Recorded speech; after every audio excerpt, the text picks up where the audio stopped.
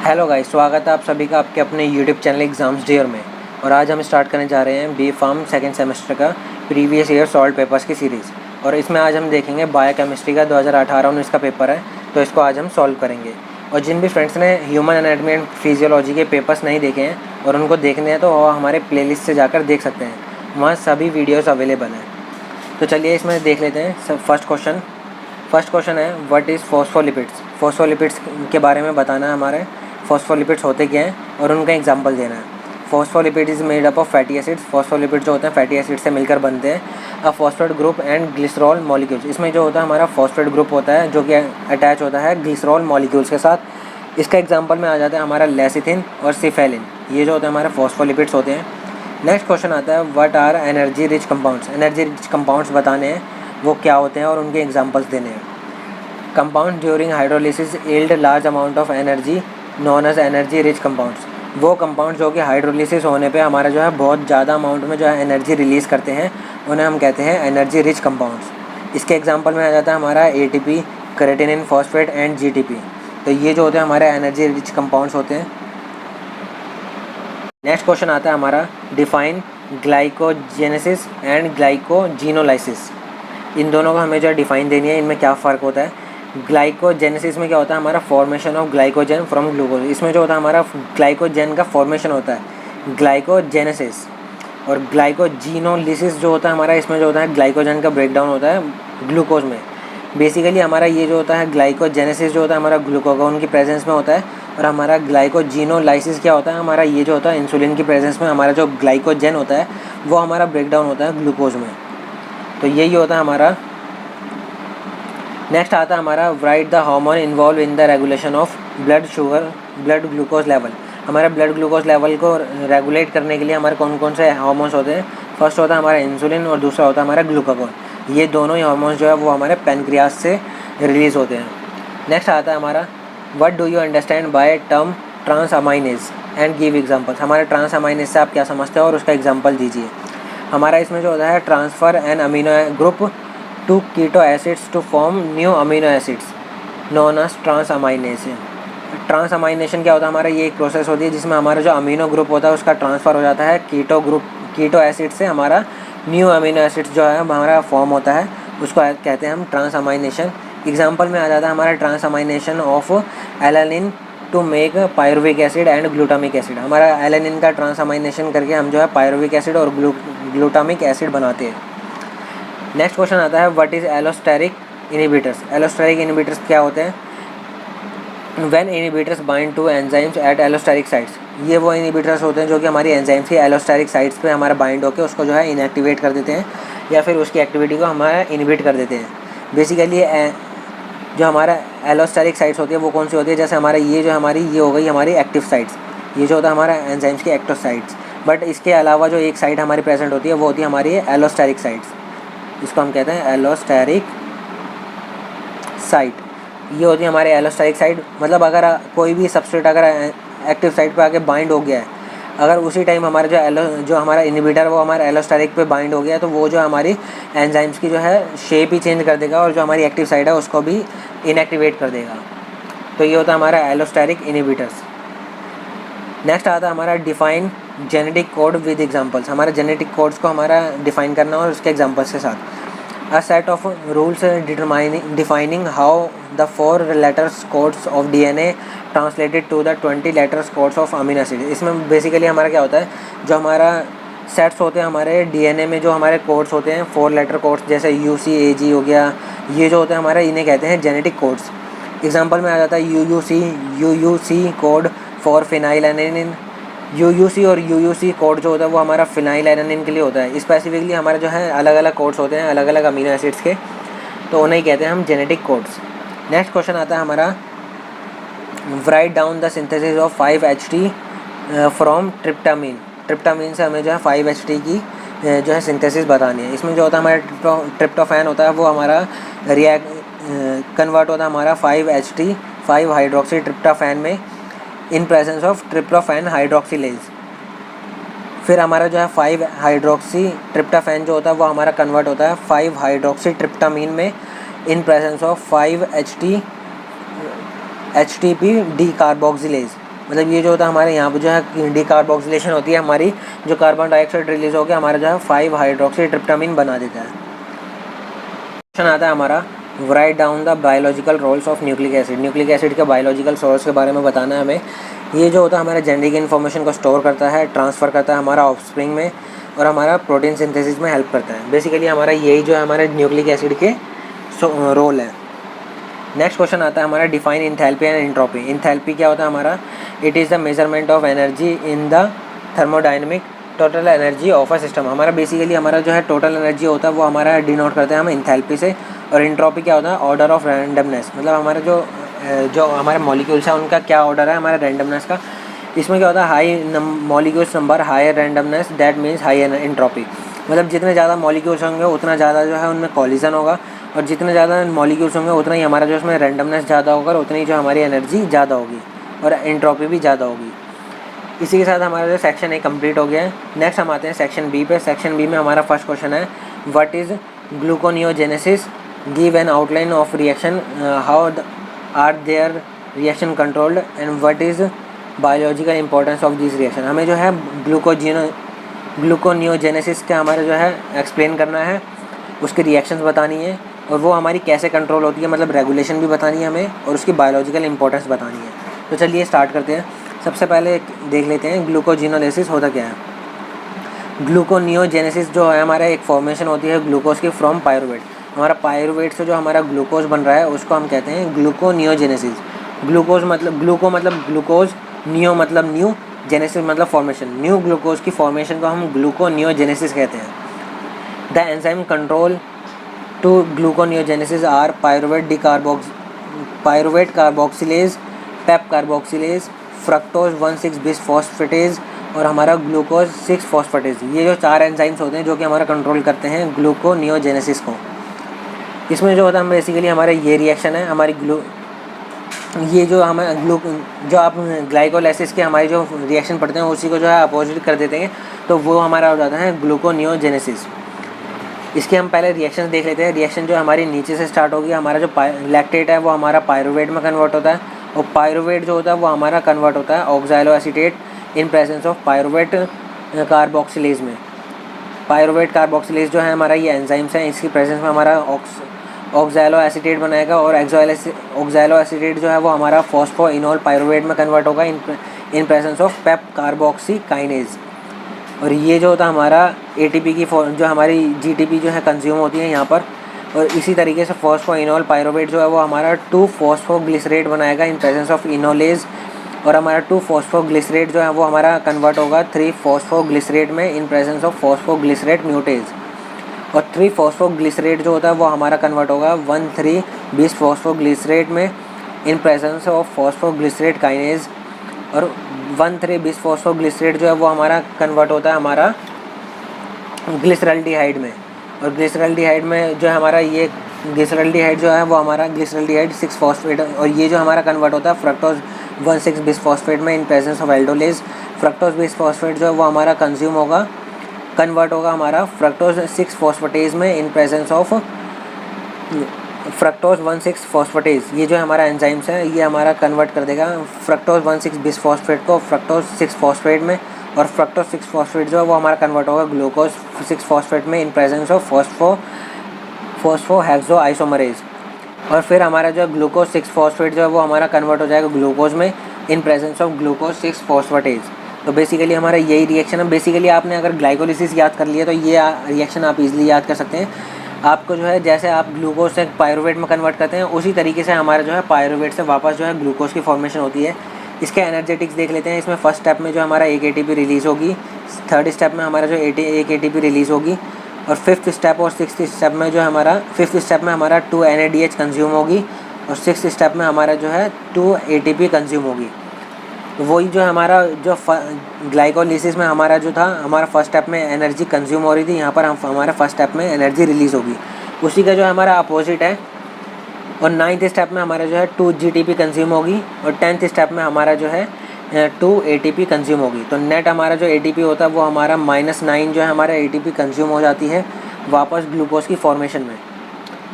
तो हमारा जो है 11 - 2 जो हमारा 9 जो है नेट ATP होती है, ये माइनस में आई है, मतलब ये जो हमारी कंज्यूम होगी हमारे रिएक्शन को प्रोसीड करने में। नेक्स्ट हम देख लेते हैं इंपॉर्टेंस ऑफ दिस रिएक्शन, मतलब हमारा जो ग्लूकोनियोजेनेसिस है उसकी इंपॉर्टेंस देख लेते हैं। Glucose is important for skeletal muscles, glucose जो होता है हमारा स्केलेटल मसल्स के लिए इंपॉर्टेंट होता है। Gluconeogenesis clear lactate and glycerol from blood, हमारा जो है लैक्टेट और हमारा ग्लिसरॉल को हमारा जो है क्लियर करता है, या फिर हमारा जो कह सकते हैं हमारा उसको कन्वर्ट कर देता है हमारा ग्लूकोज में। मेंटेन होमोस्टेसिस ड्यूरिंग फास्टिंग, हमारा जो है फास्टिंग की कंडीशन में हमारा जो है होमोस्टेसिस को मेंटेन करता है। And maintain glucose amount of glucose, हमारे जो बॉडी में है specific amount of glucose present होना चाहिए। बेसिकली हमारा जो है ब्लड ग्लूकोज लेवल को भी ये हमारा जो है मेंटेन करता है। नेक्स्ट क्वेश्चन आता है हमारा, give the derivation of Michaelis mental equation and also explain the factor affecting the enzyme activity. Michaelis mental equation की हमारी जो डेरिवेशन है वो हमने बहुत ही ईजी स्टेप हमारे ईजिली जो हमारे लैंग्वेज में आपको प्रीवियस जो क्वेश्चन पेपर में समझाई थी, आप वहाँ से जाके देख सकते हैं। इसका जो है बेसिकली बहुत ही ईजी है, आप वहाँ से ईजिली देख सकते हैं और आप जो है याद कर सकते हैं। इसका जो है सेकंड पार्ट हम इसमें देखेंगे, explain the factor affecting enzyme activity. Enzyme activity के कौन कौन से फैक्टर्स हैं जो कि उसको इफेक्ट करते हैं। फैक्टर अफेक्टिंग एंजाइम एक्टिविटी, कौन कौन से फैक्टर्स हैं हमारे जो कि इफेक्ट करते हैं एंजाइम की एक्टिविटी को। टेम्परेचर हो गया, pH हो गया, कंसनट्रेशन ऑफ सबस्ट्रेट हो गया, एंजाइम इनहिबिशन हो गया, इनहिबिटर्स हो गया, प्रोडक्ट एंड प्रोडक्ट हो गया। हमारा टेम्परेचर जो है हमारे जितना ज़्यादा टेम्परेचर होगा हमारा जो है उतनी ज़्यादा जो है एंजाइम की एक्टिविटी होगी। बट जो एंजाइम है वो हमारा ऑप्टिमम टेम्परेचर पर वर्क करता है, तो इसलिए जो हमारा ऑप्टिमम टेम्परेचर जो हमारा जो है रिक्वायर होता है एंजाइम की एक्टिविटी के लिए। अगर हमारा बहुत ज़्यादा जो है टेम्परेचर और pH बढ़ा देंगे तो एंजाइम जो है वो इनएक्टिवेट हो जाएगा। और हमारा कंसंट्रेशन ऑफ सबस्ट्रेट पे कैसे इफेक्ट करता है, हमारा जो कंसंट्रेशन ऑफ सबस्ट्रेट होगी वो जितनी ज़्यादा होगी उतनी ज़्यादा जो होगी हमारे एंजाइम की एक्टिविटी होगी, उतना ही ज़्यादा जो है वो हमारा वर्क करेगा और उतना ही ज़्यादा जो है वो हमारा प्रोडक्ट का फॉर्मेशन कर पाएगा। नेक्स्ट आता है हमारा एंजाइम। एंजाइम का क्या होगा, जितने ज़्यादा हमारा एंजाइम होगा उतनी ज़्यादा हमारी जो है एंजाइम एक्टिविटी शो होगी। इनहिबिटर्स देख लेते हैं, जितने ज़्यादा हमारे इनहिबिटर्स होंगे उतने ज़्यादा जो है हमारे उतनी कम जो हमारी एंजाइम अपनी एक्टिविटी शो कर पाएगा, क्योंकि हमारा जो है ये जो हमारे इनहिबिटर्स क्या कहते हैं एंजाइम की एक्टिविटी को जो है कम कर देते हैं। नेक्स्ट आता है एंड प्रोडक्ट, जितना ज़्यादा एंड प्रोडक्ट होगा उतना ही ज़्यादा जो है हमारी इक्विलिब्रियम अटैन हो जाएगा, और इक्विलिब्रियम अटैन होने के बाद जो हमारा रिएक्शन जो हमारी बैकवर्ड भी जा सकती है। तो इसलिए हमारा जो है एंड प्रोडक्ट जितना ज़्यादा होगा उतनी ज़्यादा जो है उतनी कम जो है हमारी एंजाइम की एक्टिविटी होगी, और जितना कम हमारा जो है एंड प्रोडक्ट होगा उतना ही ज़्यादा जो हमारी एंजाइम की एक्टिविटी होगी।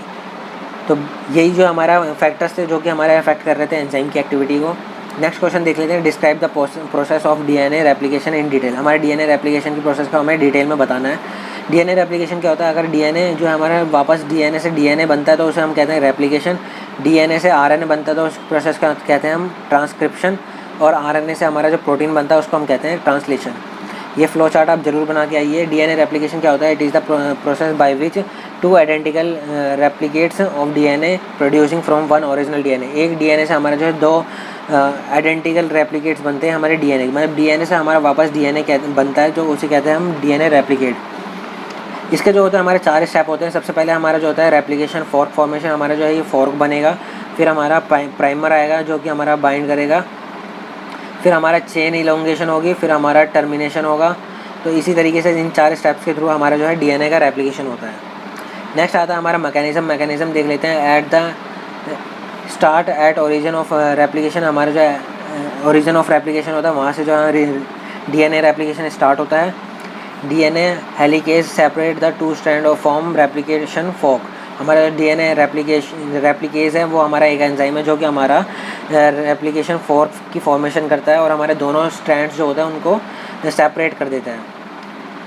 नेक्स्ट आता है primase bind at the replication fork. हमारा सबसे पहले जो होता है प्राइमेज बाइंड होगा हमारा रेप्लिकेशन फॉर्क से, फिर हमारा प्राइमेज जो है वो सिंथेसाइज करेगा RNA प्राइमर को, फिर हमारा DNA पॉलीमरेज जो होगा वो यूज़ करेंगे प्राइमर को टू सिंथेसाइज 2 स्ट्रैंड्स। हमारा जो DNA पॉलीमरेज होगा वो हमारा यूज़ करेगा प्राइमर को ताकि हम जो है 2 स्ट्रैंड्स का सिंथेसाइज कर पाएँ। When using leading strand as template DNA polymerase add nucleotide to continuous strand new strand continuously. इसमें क्या होता है हमारा जो लीडिंग स्ट्रैंड होता है उसमें जो टेम्पलेट्स होते हैं DNA के, DNA पॉलीमरेज जो होता है वो हमारा न्यूक्लियोटाइड्स को कंटिन्यूसली ऐड करता चला जाता है, तो उसे हम कहते हैं leading strand. When using lagging strand as a template. जब हम लैगिंग स्ट्रैंड को टेम्पलेट की तरह यूज़ करते हैं तो DNA polymerase add nucleotide in short stretches, मतलब डीएनए पॉलीमरेज जो होता है वो हमारे न्यूक्लियोटाइड को छोटे छोटे मतलब फ्रेगमेंट्स में अटैच करता है। जैसे हमारे ये फ्रेगमेंट्स बीच में थोड़ा सा गैप करके फिर दूसरे फ्रेगमेंट्स में अटैच करता है। इनको हम इन फ्रेगमेंट्स को या इन स्ट्रेचेस को हम कहते हैं ओकाज़ाकी फ्रेगमेंट्स। तो ओकाज़ाकी फ्रेगमेंट्स जो होते हैं वो हमारे यही होते हैं जो हमारे लैगिंग स्ट्रैंड्स पे होते हैं।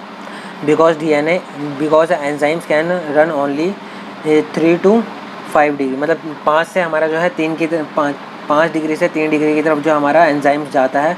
तो इसलिए इसी वजह से हमारा जो है ये छोटे छोटे जो है फ्रेगमेंट्स में हमारा जो है न्यूक्लियोटाइड्स को ऐड करता है लैगिंग स्ट्रैंड में। The RNA polymers are removed the sequence synthesise by another DNA polymerase. हमारा जो आरएनए पॉलीमर होता है वो हमारा रिमूव कर देता है और जो हमारा सीक्वेंस सिंथेसाइज होते हैं वो हमारा अलग डीएनए पॉलीमर्स के साथ होते हैं। The DNA ligase fill the small gaps between the fragments. जो हमारा डीएनए लाइगेज होता है वो हमारा जो ओकाज़ाकी फ्रेगमेंट्स के बीच में जो हमारा गैप्स आया उनको जो है डीएनए लाइगेज जो है वो फिल कर देता है। इसी के साथ हमारा सेक्शन बी जो है वो हमारा कंप्लीट हो गया है। नेक्स्ट हम देख लेते हैं सेक्शन सी। सेक्शन सी में हमारा फर्स्ट क्वेश्चन आता है, describe Embden Meyerhof pathway. Embden Meyerhof pathway क्या होता है? हमारा इसी ग्लाइकोलिसिस को जो हम एमडन मेयर ऑफ पाथवे कहते हैं। इसका जो हमारा एनर्जेटिक्स बतानी है और हमारा इसके पाथवे बताना है। तो बेसिकली हमें इसमें क्या होता है, glycolysis is the process through which glucose is break down into pyruvate and generation of ATP. हमारा जो होता है ग्लाइकोलाइसिस क्या होता है, हमारा ग्लूकोज का जो ब्रेक डाउन होता है पायरुवेट में और हमारा एनर्जी का फॉर्मेशन होता है। फेज़ ऑफ ग्लाइकोलाइसिस के 2 फेज़ होते हैं। फर्स्ट होता है हमारा एनर्जी कंज्यूमिंग फेज़, सेकंड होता है हमारा एनर्जी रिलीजिंग फेज़।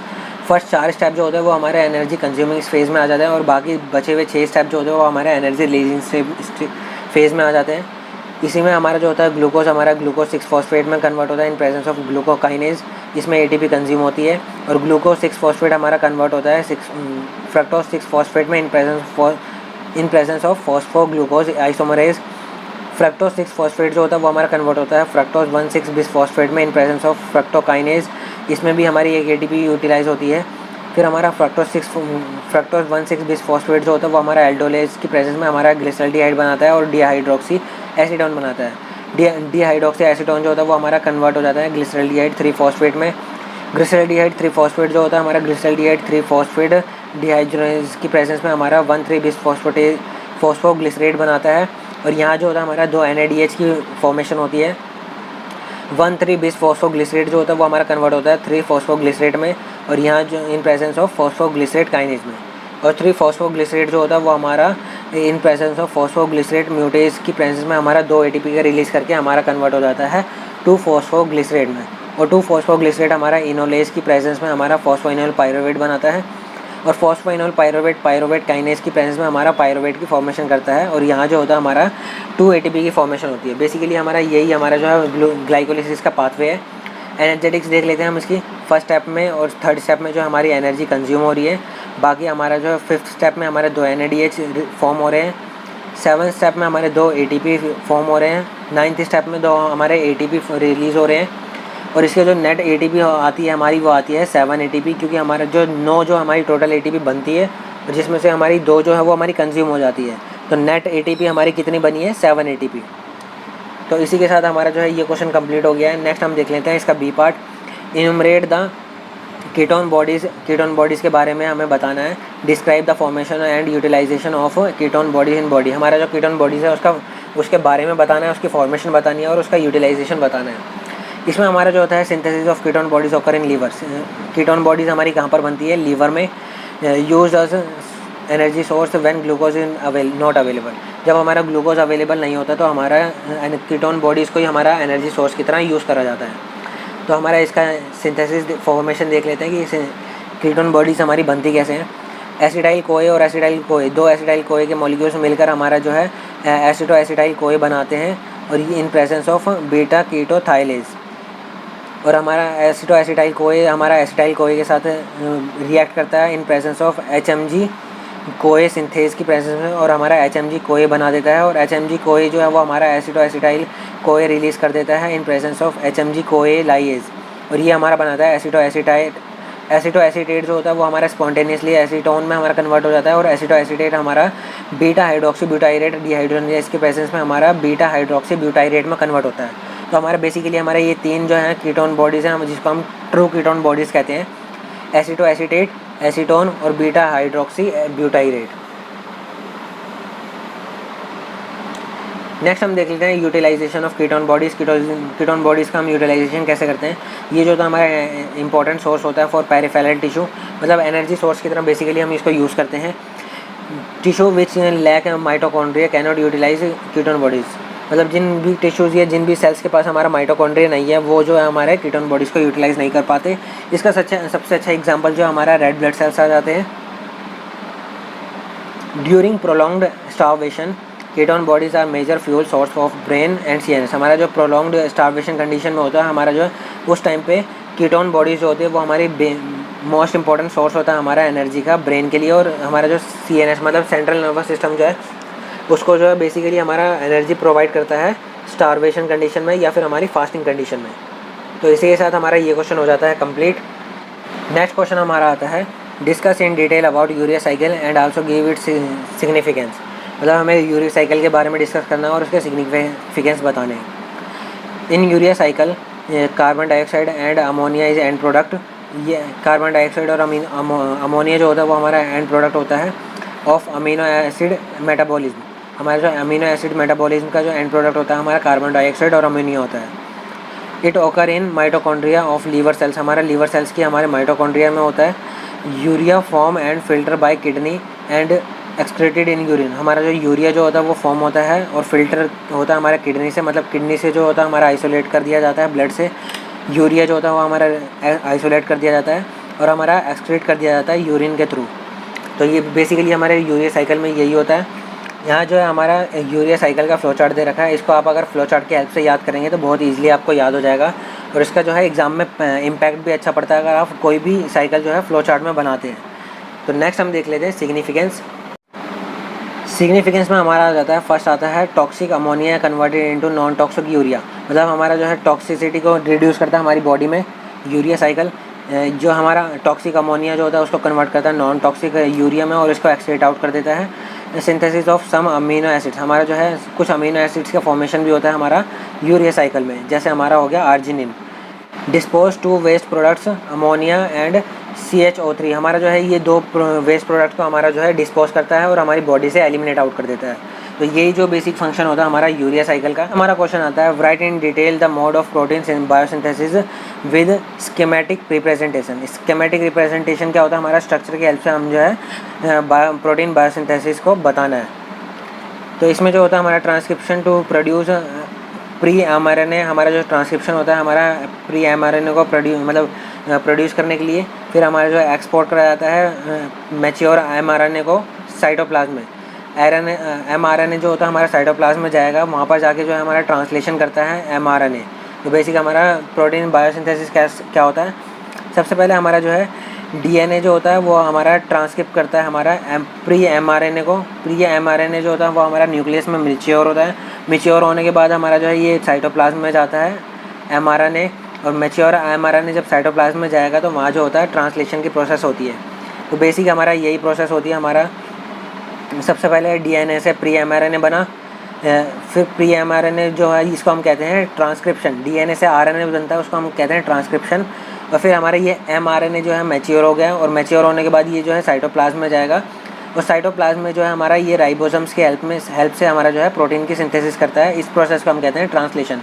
तो बेसिकली हमारा यही जो है 3 इवेंट्स होते हैं, ट्रांसक्रिप्शन, मैच्योरेशन और ट्रांसलेशन, जो हमारा प्रोटीन बायोसिंथेसिस में हेल्प करते हैं। नेक्स्ट क्वेश्चन आता है what are enzymes, describe various process of inhibition of enzyme activity. Enzymes को डिफाइन करना है और उसके बहुत सारे तरीके जो होते हैं जिसकी वजह से हमारा इनिबिशन ऑफ एंजाइम्स होता है वो हमें डिस्क्राइब करना है। सबसे पहले हमारे एंजाइम्स को देख लेते हैं। Enzymes are biocatalyst. एंजाइम जो होते हैं बायोकैटलिस्ट होते हैं जो कि हमारे लिविंग सेल्स के द्वारा बनाए जाते हैं। Which is protein in nature, जो कि हमारे प्रोटीन के होते हैं और स्पेसिफिक एक्शन होता है इनका, मतलब हर एंजाइम जो होता है उसका अलग स्पेसिफिक एक्शन होता है। इनिबिशन क्या होता है, the substance bind with enzymes and decrease the enzyme activity. Inhibitors वो होते हैं जो कि एक सब्सटेंस होते हैं जो हमारे एंजाइम्स के साथ बाइंड करके उसकी एक्टिविटी को डिक्रीज करते हैं, तो उसे हम कहेंगे इनिबिटर्स। नेक्स्ट हमारा आता है इनिबिशन 3 तरीके से होता है, रिवर्सिबल, इरिवर्सिबल और एलोस्टेरिक इनिबिशन।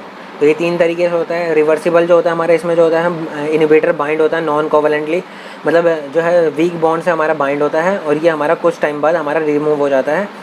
और बाइंड एट एक्टिव साइड, हमारा जो है जो इनहिबिटर है वो हमारा एक्टिव साइड से बाइंड होगा और हमारा जो है वीक बॉन्ड्स के साथ बाइंड होता है, जो कि हमारा कुछ टाइम बाद रिमूव हो जाता है। इसमें जो होता है रिवर्सिबल में दो टाइप्स आते हैं, कॉम्पिटिटिव और नॉन कॉम्पिटिटिव। कॉम्पिटिटिव जो होता है वो हमारा सबस्ट्रेट, ये वो इनहिबिटर्स होते हैं जो कि हमारे सबस्ट्रेट से मिलते जुलते होते हैं, मतलब जो मॉर्फोलॉजिकल आइडेंटिकल होते हैं सबस्ट्रेट में। ये जो होता है हमारा एक्टिव साइड पे बाइंड होता है, ये हमारे जो है no change in active side, ये जो होता है एक्टिव साइड पे चेंज नहीं कर पाता। इसमें जो होता है हमारा सिंपल एंजाइम इनहिबिटर कॉम्प्लेक्स बना देता है, जो कि हमारा कुछ टाइम बाद ब्रेक डाउन हो जाता है और हमारा ईजिली जो है जो एंजाइम वापस हमारा जो है एक्टिवेट हो जाता है। नॉन कॉम्पिटिटिव में भी यही होता है। इसमें जो होता है हमारा सिर्फ जो इनहिबिटर है वो हमारा सबस्ट्रेट के मॉलिक्यूल से हमारा मिलता नहीं है, मतलब उसका जो है जो स्ट्रक्चर होता है वो अलग होता है। ये भी हमारा एक्टिव साइड पे बाइंड करता है और ये हमारा जो है जो हमारे एक्टिव साइड बेसिकली हमारा ये भी रिवर्सिबल है, तो हमारा ये कुछ टाइम बाद अपनी जो है एक्टिविटी स्टार्ट कर देगा। मतलब बेसिकली हमारा इनहिबिटर्स क्या होता है, हमारा इनहिबिटर्स जो है एक्टिव साइड पे बाइंड होके जो एंजाइम्स का होता है वो इनएक्टिवेट कर देते हैं और इनएक्टिवेट करने के बाद हमारा जो कुछ टाइम बाद ये वापस जो है रिमूव हो जाते हैं, जिसकी वजह से एंजाइम वापस एक्टिवेट हो जाता है। इसी को हम कहते हैं रिवर्सिबल। और सेकंड टाइप आता है हमारा नॉन रिवर्सिबल। इसमें जो होता है हमारा इनहिबिटर्स जो होते हैं वो हमारा कोवलेंटली और स्ट्रॉन्ग बॉन्ड के साथ बाइंड हो जाते हैं एंजाइम के साथ, मतलब इनहिबिटर और एंजाइम्स दोनों ही जो है हमारे स्ट्रॉन्ग बॉन्ड के साथ बाइंड हो जाएंगे और ये एक कॉम्प्लेक्स बना देंगे जो कि हमारा ब्रेक नहीं हो पाता। ये जो होता है हमारा इनहिबिटर्स, इसमें क्या होता है हमारा जो एंजाइम्स होता है वो कम्प्लीटली इनएक्टिवेट हो जाता है और ये जो है हमारे ब्रेक नहीं होता, जिसकी वजह से हमारा एंजाइम फ्री नहीं हो पाता। और जब हमारा एंजाइम फ्री नहीं होगा तो एंजाइम अपनी एक्टिविटी भी शो नहीं कर पाएगा। तो बेसिकली हमारा यही होता है नॉन रिवर्सिबल। नॉन रिवर्सिबल आप नाम से ही पहचान सकते हैं कि ये जो है हमारा नॉन रिवर्सिबल, मतलब ये जो है बेसिकली हमारा जो है एंजाइम की एक्टिविटी को लॉस कर देता है। इसमें जो होता है हमारा इनहिबिटर्स जो होता है एक्टिव साइट्स पे ही बाइंड होते हैं। थर्ड आता है हमारा एलोस्टेरिक इनहिबिशन। एलोस्टेरिक इनहिबिशन में क्या होता है हमारा इनहिबिटर्स जो होते हैं वो हमारे एलोस्टेरिक साइट्स पे बाइंड हो जाते हैं। एलोस्टेरिक साइट्स कौन सी होती है हमारे, जैसे ये इनहिबिटर है, ये हमारा एंजाइम है, तो ये हमारी इसकी एक्टिव साइट्स है और यहाँ कहीं उसके बैक साइड पे या कहीं और जो हमारी उसकी एलोस्टेरिक साइट्स है। एलोस्टेरिक साइट्स जो होती है वो हमारी एक्टिव साइट से अलग होती है, ये दूसरी साइड होती है जो कि हमारे एंजाइम में प्रेजेंट होती है। इसमें क्या होता है हमारा ये इनहिबिटर आके हमारा इसके साथ जाके बाइंड हो जाएगा और इसके साथ बाइंड होने के बाद ये जो है हमारा इसकी एंजाइम की जो है एक्टिविटी को चेंज कर देगा और इसका स्ट्रक्चर भी हमारा जो है चेंज कर देगा। बेसिकली हमारे इसकी एक्टिव साइट को हमारा डिग्रेड कर देगा या फिर हमारा इसकी एक्टिव साइट का शेप चेंज कर देगा, जिसके वजह से हमारा जो सबस्ट्रेट है वो हमारा एक्टिव साइट से बाइंड नहीं हो पाता। तो बेसिकली हमारे ये 3 टाइप्स हैं, रिवर्सिबल, नॉन रिवर्सिबल और एलोस्टेरिक इनहिबिशन। इसी के साथ हमारा ये क्वेश्चन कंप्लीट हो जाता है। नेक्स्ट हम देख लेते हैं, right down the biosynthesis and biological significance of dopamine, non adrenaline और एड्रेनलिन। तो हमारा जो है सबसे पहले बायोसिंथेसिस देख लेते हैं। इसका जो है टायरोसिन से हमारा जो फॉर्म होता है ये तीनों ही डोपामिन, नॉन एड्रेनलिन और एड्रेनलिन। सबसे पहले हमारा टायरोसिन जो है हमारा रिएक्ट करता है टायरोसिन हाइड्रोक्सिलेज के साथ और ये बनाता है एल डोपा। एल डोपा जो होता है वो हमारा डोपा डी कार्बोक्सिलेज के साथ रिएक्ट करके हमारा डोपामीन बनाता है और डोपामीन जो है हमारा डोपामीन बीटा हाइड्रोक्सिलेज के साथ रिएक्ट करके हमारा नॉन एड्रेनलिन बनाता है। और नॉन एड्रेनलिन जो है हमारा वो हमारा एन मिथाइल ट्रांसफरेज के साथ में रिएक्ट करके हमारा जो है एड्रेनलिन की फॉर्मेशन करता है।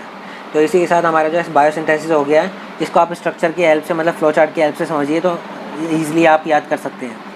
नेक्स्ट हमारा आता है सिग्निफिकेंस ऑफ डोपामिन। डोपामिन के सिग्निफिकेंस बताने हैं। ये जो होता है हमारा न्यूरोट्रांसमीटर की तरह यूज़ होता है, प्लेजर को फील करने के लिए हेल्प करता है और हमारा मेंटल हेल्थ में जो है मेंटेन करने में हेल्प करता है। मतलब ये जो हमारा न्यूरोट्रांसमीटर में हेल्प करता है, प्लेजर फीलिंग में हेल्प करता है और हमारा मेंटेन करता है मेंटल हेल्थ को। नेक्स्ट आता है significance of non adrenaline. Non adrenaline जो होता है हमारा एक हार्मोन होता है, ये जो है मेंटेन करता है ब्लड प्रेशर को, अलर्टनेस को, कंसंट्रेशन को और हमारा रिस्टोर करता है एड्रेनलिन के इफेक्ट को। नेक्स्ट आता है हमारा सिग्निफिकेंस ऑफ एड्रेनलिन। एड्रेनलिन की सिग्निफिकेंस बताना है। ये जो होता है हमारा हार्मोन की तरह एक्ट करता है, ये हार्ट रेट को बढ़ा देता है, स्ट्रेस कंडीशन में रिलीज़ होता है, ब्लड प्रेशर को बढ़ाता है और हमारे डाइजेस्टिव प्रोसेस को हमारा जो है डिक्रीज़ कर देता है। नेक्स्ट आता है discuss in detail about de novo synthesis of fatty acids. हमारा जो है डी नोवो सिंथेसिस बतानी है हमारी फैटी एसिड्स की। It occur predominantly in liver, ये जो होता है हमारा लीवर में, किडनी में और एडिपोज टिश्यू में होता है हमारा, और हमारा लैक्टेटिंग मेमोरी ग्लैंड्स में भी हमारा जो है डी नोवो सिंथेसिस होता है। इसमें जो होता है एंजाइम लोकेशन क्या होती है, cytosomal fraction of the cell when carbohydrate and amino acids are consumed in excess and are converted into fatty acid and stored as triglyceride. हमारा जो होता है जब हम कार्बोहाइड्रेट और हमारा अमीनो एसिड जो होता है वो हम ज़्यादा कंज्यूम कर लेते हैं तो वो जो होता है हमारा कन्वर्ट कर देता है फैटी एसिड्स में, और ये जो कन्वर्ट करता है फैटी एसिड्स और ट्राइग्लिसराइड्स में, और जो कि हमारा ट्राइग्लिसराइड्स के रूप में हमारा जो है स्टोर हो जाता है एडिपोज टिश्यू में और हमारा लीवर में। तो बेसिकली हमारा जो है ये जो है एक्सेस कार्बोहाइड्रेट और अमीनो एसिड्स को स्टोर कर देता है in form of fatty acids. Next आता है हमारा synthesis require acetyl CoA and NADH। NADPH जो है हमारा ये रिक्वायर होता है, और एसिटाइल कोए जो है, ये दोनों चीज़ें हमारी सिंथेसिस के लिए रिक्वायर होती है। सबसे पहले क्या होता है हमारा प्रोडक्शन ऑफ एसिटाइल कोए और NADH। हमारा एसिटाइल कोए और NADPH का हमारा जो है प्रोडक्शन होगा। इसमें जो होता है हमारा पायरुवेट, ऑक्सैलो एसीटेट, ये सब कन्वर्ट होकर हमारा सिट्रेट जो citric acid cycle, TCA cycle, और हमारा जो हमारा ग्लाइकोलाइसिस है उन सब से हमारा जो है एसिटाइल कोई आ जाता है हमारा, और हमारा कार्बन डाइऑक्साइड आ जाता है हमारा एक्सोला एसीटेट। जब हमारा पायरुवेट में कन्वर्ट हो जाता है तो वहाँ से हमारा कार्बन डाइऑक्साइड आता है, और हमारा NADPH आ जाता है हमारा HMP शंट से। तो ये तीनों हमारे जो है रॉ मटेरियल हैं for production of fatty acids. तो ये हमारे जो है NADPH, कार्बन डाइऑक्साइड और हमारा एसिटाइल कोई, ये तीनों चीज़ें हमारी जो है रिक्वायर होती है। सबसे पहले हम तीनों का प्रोडक्शन करते हैं, फिर हमारा प्रोडक्शन होने के बाद सेकेंड स्टेप आ जाता है फॉर्मेशन ऑफ मेलानोइल कोए फ्रॉम एसिटाइल कोए। हमारा एसिटाइल कोए जो है वो हमारा कन्वर्ट हो जाता है मेलानोइल कोए में। इसमें क्या होता है हमारा एसिटाइल कोए जो है ATP को यूटिलाइज़ करके इन प्रेजेंस ऑफ कार्बन डाइऑक्साइड में, कार्बन डाइऑक्साइड की प्रेजेंस में हमारा जो कन्वर्ट होता है मेलानोइल कोए में। और इसमें एंजाइम कौन सा यूज़ हो रहा है, एसिटाइल कोए कार्बोक्सिलेज। तो इसमें जो होता है हमारा मेलानोइल कोए बन गया है। बेसिकली हमारा जो है इसमें बायोटिन रिक्वायर होते हैं। बायोटिन क्यों रिक्वायर होते हैं, for fixation of carbon dioxide. Carbon dioxide की फिक्सेशन के लिए हमारे जो है बायोटिन रिक्वायर होते हैं। फिर हमारा मेलानोइल कोए जो होता है वो हमारा डी नोवो सिंथेसिस में जाता है। नेक्स्ट आता है हमारा third step, reaction of fatty acid synthase complex. हमारा जो फैटी एसिड सिंथेस है उसकी जो है रिएक्शन देख लेते हैं। यही जो है मेन रिएक्शंस होती हैं, इसी में सारी रिएक्शन जो है हमारी फैटी एसिड फॉर्मेशन की होती हैं। Remaining fatty acid synthesis reactions are catalysed by multi functioning enzymes known as fatty acid synthase. हमारे जो है मल्टी फंक्शनिंग एंजाइम्स प्रेजेंट होता है हमारे पास, उसको हम कहते हैं फैटी एसिड सिंथेस। इसको हम FAS के साथ जो है हम डिनोट करते हैं। इसमें जो होता है हमारा सारी जो फैटी एसिड सिंथेसिस रिएक्शन होती है वो सारी कैटेलाइज करता है हमारा fatty acid synthase enzymes. In this fatty acid synthase function as a single unit catalysing all reaction. ये जो है हमारी सभी रिएक्शंस को कैटेलाइज करता है। ओवरऑल रिएक्शन हम देख लेते हैं। 8 एसिटाइल कोए हमारे जो रिक्वायर होते हैं as a reactant, 7 ATP, 14 NADPH और 14 हमारे जो है H+ आयन का जो है हमारे यूज़ होते हैं फॉर फॉर्मेशन ऑफ पाल्मिटेट। हमारा जो होता है पाल्मिटेट बनता है प्रोडक्ट में। 8 कार्बन जो है कार्बन कोए निकलते हैं, और हमारा 7 ADP, 6 H2O और हमारा 7 जो है फॉस्फेट ग्रुप जो हमारे रिलीज़ होते हैं। तो बेसिक हमारी ओवरऑल रिएक्शन जो हमारी यही है। बेसिक हमारी रिएक्शन यहाँ से स्टार्ट होती है। एसिटाइल कोए जो है हमारा एज अ रिएक्टेंट जो है यूज़ होता है, फिर उसी तरीके से हमारी पूरी रिएक्शन चलती है। ये हमारी पूरी रिएक्शन है। इसको आप अगर फ्लो चार्ट की हेल्प से अगर याद करना चाहें तो कर सकते हैं। बाकी ये जो है ज़्यादातर रिपीट नहीं होती है एग्ज़ाम्स में, ये 1-2 बार जो है रिपीट हुई हुई है। बाकी अगर आप इस रिएक्शन को अगर याद करना चाहते हैं तो इसको फ्लो चार्ट में याद करिए, बहुत ईजिली आप याद कर सकते हैं। आपको जो है प्रैक्टिस करने की ज़रूरत है। तो गाइस इसी के साथ हमारा क्वेश्चन पेपर हो जाता है कंप्लीट, और हमने 2018-19 का भी जो क्वेश्चन पेपर था बायोकेमिस्ट्री का उसको कम्प्लीटली डिस्कस कर लिया है। और जिन भी फ्रेंड्स को कोई भी डाउट है तो वो हमसे कमेंट सेक्शन में या फिर हमें पर्सनली मैसेज करके पूछ सकते हैं। चलिए गाइस मिलते हैं नेक्स्ट लेक्चर में।